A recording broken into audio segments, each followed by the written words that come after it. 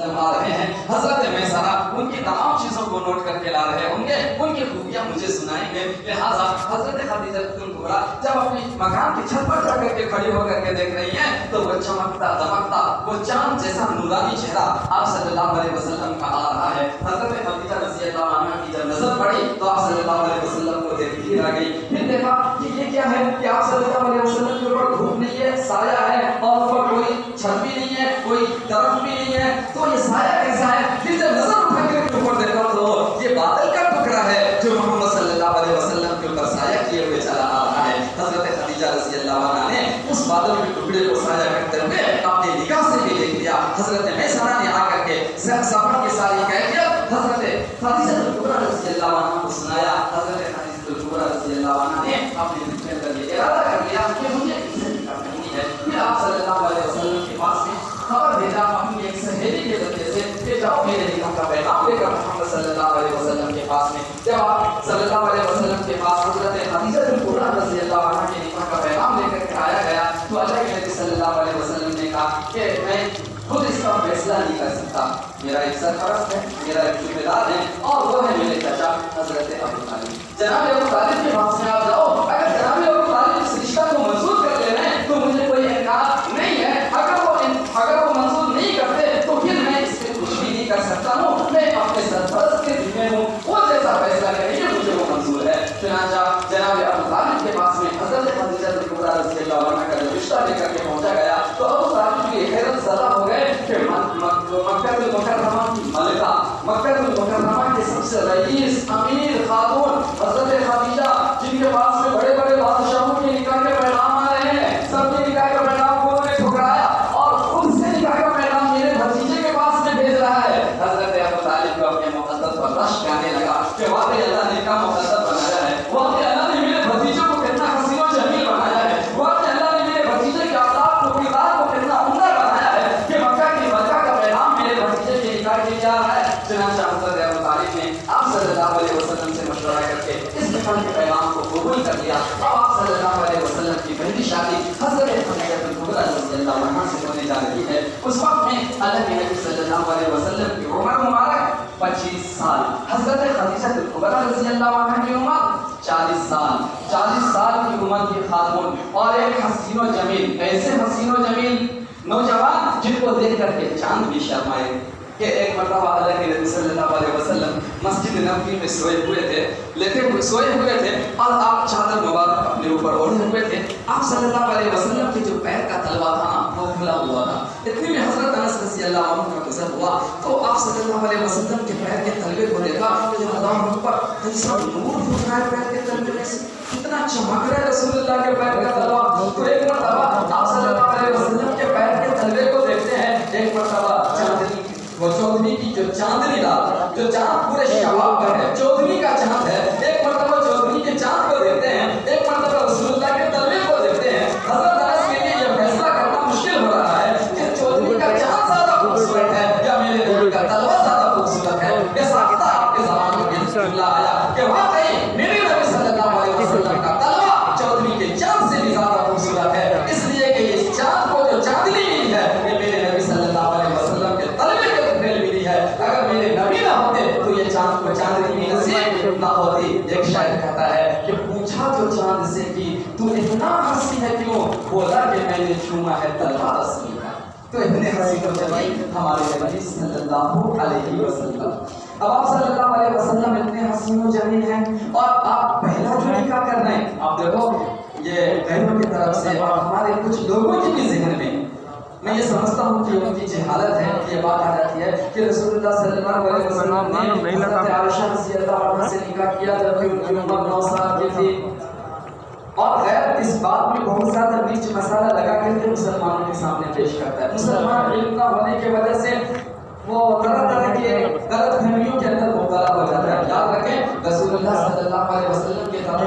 ताल्लुक से अगर कोई शक और शुबह भी आ गया ना तो ईमान खतरे में पड़ जाएगा। देखो हमारे नबी सल्लल्लाहु अलैहि वसल्लम की उम्र 25 साल है, आप नौजवान हैं और इतने खूबसूरत इतने हसीन और जमील कि आपने अभी सुना कि चौदहवीं की चांद की खूबसूरती आपके तलवे के सामने फीकी पड़ रही है, तो खुद मेरे नबी की खूबसूरती कैसी होगी। ऐसे वक्त में आप सल्लल्लाहु अलैहि वसल्लम جو نکاح کیا ہے 40 سال کی عمر کی خاتون سے، اور وہ بھی وہ خاتون، وہ عورت جو 2 مرتبہ بیوہ ہو چکی ہے، 2 مرتبہ بیوہ عورت کے ساتھ میں آپ صلی اللہ علیہ وسلم نے پہلا نکاح کیا۔ پہلے کیا آپ صلی اللہ علیہ وسلم کے نکاح کی تیاری ہو رہی ہے، حضرت خدیجہ کبریٰ رضی اللہ عنہا کی نکاح کی تیاری ہو رہی ہے، آپ صلی اللہ علیہ وسلم اب دولہا بنیں گے اور حضرت خدیجہ کبریٰ رضی اللہ عنہا کے گھر میں تشریف لے جائیں گے، تو آپ صلی اللہ علیہ وسلم کیسا دولہا بن رہے ہیں؟ آج کے زمانے کے معاشرے کے جو دولہا بنتے ہیں، آپ ان کو اپنے ذہن کے اندر نہ لائیں، ان کو تو ہم سے چیز کار ہونا، وہ کار میں بیٹھیں گے، ان کے سہرے ان کو سجائے جائیں گے،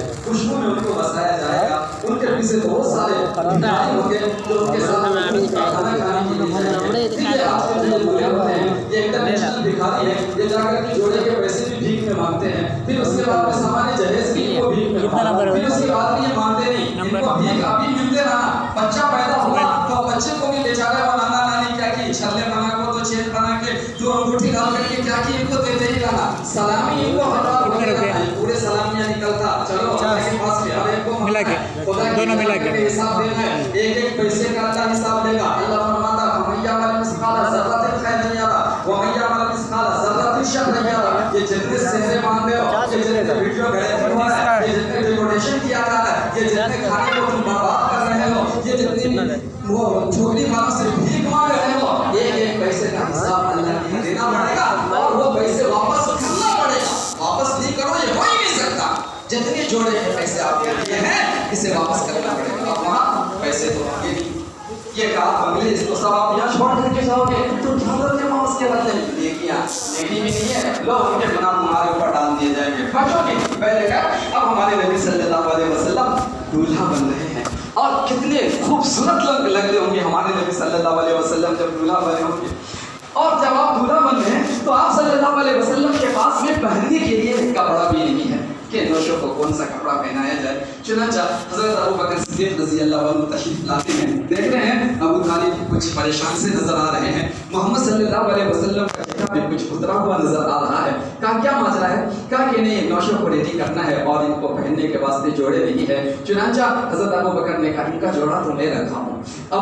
ان کے جو دادا تھے عبد المطلب، ان کو اچھا سے معلوم تھا کہ میں محمد صلی اللہ علیہ وسلم کا جگری دوست ہوں، بچپن کا دوست ہوں، اسی لیے انہوں نے ایک جوڑا مجھے دیا تھا کہ یہ جوڑا رکھو اور میرے پوتا اور محمد کا جب نکاح ہو تو یہ جوڑا تم اسے پیش کرنا، یہ جوڑا اسے پہنانا۔ چنانچہ حضرت ابو بکر صدیق رضی اللہ عنہ آپ صلی اللہ علیہ وسلم کے دادا کا دیا ہوا وہ جوڑا لے کر کے آتے ہیں، اللہ کے نبی صلی اللہ علیہ وسلم اس جوڑا کو زیبتن فرماتے ہیں، آپ پہنتے ہیں، پھر آپ صلی اللہ علیہ وسلم حضرت خدیجہ کبریٰ رضی اللہ عنہا کے گھر چند لوگوں کے ساتھ میں تشریف لے جاتے ہیں۔ حضرت ابو طالب آپ کے نکاح کا خطبہ پڑھتے ہیں اور آپ صلی اللہ علیہ وسلم کا نکاح کر دیا جاتا ہے۔ اس وقت میں مکہ کے وہ جو بڑے بڑے رئیس تھے، بڑے بڑے سردار مالدار تھے، جن کے نکاح کے پیغام کو حضرت خدیجہ نے ٹھکرا دیا تھا، ان لوگوں کو یہ بات راست نہ آئی اور ان لوگوں نے آپ صلی اللہ علیہ وسلم کا مذاق اڑانا چاہا اور ان لوگوں نے ایک جملہ کہا جو آج کے زمانے میں بھی جو نعرے لگائے جاتے ہیں، غیروں کی طرف سے دیکھیں کیسے کیسے نعرے لگائے جاتے ہیں، ہم مسلمانوں کو غصہ دلانے کے لیے، ہم مسلمانوں کو کہ جذبات کو ٹھیس پہنچانے کے لیے۔ چنانچہ ہمارے نبی صلی اللہ علیہ وسلم کے ساتھ بھی یہ معاملہ پیش آیا کہ جب ان لوگوں نے دیکھا کہ بھئی ہمارے نکاح کے پیغام کو ٹھکرایا گیا تو ان لوگوں نے ایک بات اڑا دی کہ غریب نوشو اور امیر عارض، یعنی دولہا غریب ہے اور دلہن امیر ہے۔ حضرت خدیجہ کبریٰ رضی اللہ عنہا نے نکاح ہونے سے پہلے اتنے سونے چاندی محمد صلی اللہ علیہ وسلم کے سامنے رکھا کہ وہ سونے دیوار بن کر کے کھڑے ہو گئے اور ہمارے نبی صلی اللہ علیہ وسلم پیچھے نظر ہی نہیں آ رہے ہیں، اور پھر آپ نے اعلان کر کے بتایا کہ بتاؤ اب امیر کون ہے، غریب کون ہے، میری جتنی دولت ہے محمد صلی اللہ علیہ وسلم کے قدموں پر قربان ہے، لہٰذا اب امیر دولہا ہے، غریب دلہن ہے، میں غربت میں حضرت محمد صلی اللہ علیہ وسلم کے گھر تشریف لے جا رہی ہوں، اور اگر کوئی امیر ہے، مالدار ہے تو وہ محمد صلی اللہ علیہ وسلم ہے۔ پہلے کیا آپ صلی اللہ علیہ وسلم کا نکاح حضرت خدیجہ کبریٰ رضی اللہ عنہا سے ہوا، پھر آپ صلی اللہ علیہ وسلم کی حضرت خدیجہ کبریٰ رضی اللہ عنہا کی ازدواجی زندگی بہت اچھے طریقے سے شروع ہوئی اور بڑے محبت کے ساتھ میں آپ صلی اللہ علیہ وسلم حضرت خدیجہ کبریٰ رضی اللہ عنہا کے ساتھ میں رہے، یہاں تک کہ آپ صلی اللہ علیہ وسلم کے جتنے اولاد ہیں، آپ کی 4 بیٹیاں حضرت ام کلثوم، حضرت زینب، حضرت رقیہ اور حضرت خاتون جنت فاطمہ زہرا رضی اللہ عنہا، یہ تمام یہ چاروں بیٹیاں حضرت خدیجہ رضی اللہ عنہا ہی سے ہیں۔ پھر آپ صلی اللہ علیہ وسلم کے 3 بیٹے حضرت عبداللہ، حضرت قاسم، حضرت ابراہیم، یہ 3 بیٹوں میں سے 2 بیٹا آپ صلی اللہ علیہ وسلم کی حضرت خدیجہ الکبریٰ رضی اللہ عنہا ہی کے بطن مبارک سے پیدا ہوئے۔ پھر آپ صلی اللہ علیہ وسلم کے 1 بیٹے حضرت ابراہیم جو آپ صلی اللہ علیہ وسلم کی باندی حضرت ماریہ قطبیہ رضی اللہ عنہا تھی، ان کے بطن مبارک سے آپ کی پیدائش ہوئی ہے۔ تو حضرت خدیجہ الکبریٰ رضی اللہ عنہا جب تک آپ صلی اللہ علیہ وسلم کے نکاح میں رہے، اللہ کے نبی صلی اللہ علیہ وسلم نے کوئی دوسرا نکاح نہیں کیا۔ اب جو آپ کا دوسرا نکاح ہو رہا ہے تو وہ 50 سال کے عمر کے بعد میں، 25 سال میں آپ نے حضرت خدیجہ سے شادی کیا ہے اور 25 سال تک آپ حضرت خدیجہ رضی اللہ عنہا کے ساتھ رہے۔ اب جس وقت میں آدمی کو بیوی کی اصل میں ضرورت ہوتی ہے، جس وقت میں انسان کی یہ خواہش ہوتی ہے کہ کوئی حسین و جمیل لڑکی مجھے ملے، اس وقت آپ صلی اللہ علیہ وسلم نے اپنی عمر بیوہ، وہ بھی 2 مرتبہ بیوہ ہو گئی، 2 مرتبہ کی بیوہ عورت حضرت خدیجہ رضی اللہ عنہا کے ساتھ میں گزارا۔ پھر جو اس کے بعد میں شادیاں ہوئی ہیں 50 سال کی عمر کے بعد میں دوسری شادیاں آپ صلی اللہ علیہ وسلم کی ہو رہی ہے۔ یہی وجہ ہے کہ دوسرے ازواج مطہرات سے آپ صلی اللہ علیہ وسلم کے کوئی اولاد نہیں ہوئے۔ تو جو دوسری شادیاں آپ صلی اللہ علیہ وسلم نے کی اس میں مصلحت تھی، امت کا فائدہ تھا۔ انشاءاللہ میں کوشش کروں گا کہ آئندہ جمعہ یہ باتیں آپ حضرات کے سامنے رکھوں۔ اب ہمارے درمیان ایک ضروری بات ہے اور وہ بات یہ ہے کہ